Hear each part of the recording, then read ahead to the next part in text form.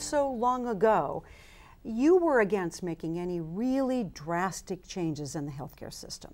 Now you want to turn it upside down. What changed your mind? Well, first of all, if you ask me would I oppose what we called back then Hillary Care, I would again. I think a government-centric, bureaucratic structure. I mean, if the bureaucracy can't deliver voting machines on time in Los Angeles, I'm not sure they're going to deliver kidneys or dialysis or anything else on time. So I'm opposed deeply to a government-centered system.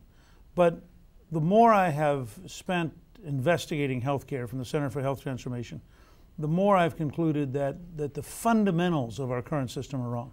That you have to go from an acute care bias to a prevention, wellness, early testing bias. You have to go from a doctor-centric system to an individually-centric system. For example, a person who has diabetes has to manage themselves. It's impossible to manage them by an external source. There are all kinds of plans out there. Sure. There are all kinds of concepts out there, but there's a whole lot of resistance out there. Sure. How do you get the American people, who usually likes things the way they are, and more importantly, how do you get Congress off the dime and get it going? Well, if you move the American people, you'll eventually move Congress.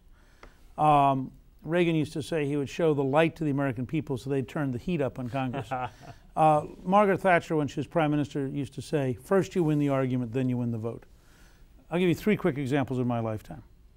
Mothers Against Drunk Driving won the argument about drunk driving in ways that decisively changed American behavior. Yes, indeed.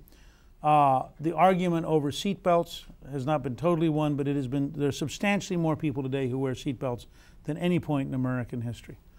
The tobacco industry was very powerful. But these are all single-focused issues, right? But that may be how it happens. Healthcare is 1,000 different but things. The answer that may be, and this is why I opposed Hillary Care, and why, and I told Senator Clinton, then Mrs. Clinton, not to do it. And when she came to see us in early 1993, I'd helped found the Health Reform Caucus on the House Republican side in 1991.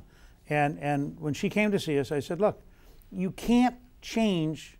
Back then it was 14 or 12% of the economy. Now it's 16 or 17. It's too big.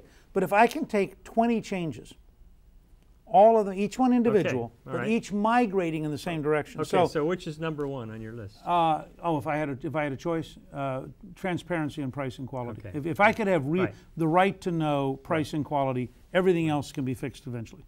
As a general rule for most of the transactions we're talking about, having knowledge matters. I have a good friend who's a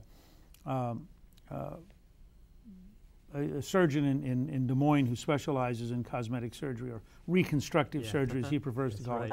And he said, we all need reconstruction. He said in Des Moines today, the average potential patient for cosmetic surgery will call 3 doctors. And because they're paying. And if you said, I won't tell you my prices, they would hang up. Right. He said you would be out of business. Nobody'd come.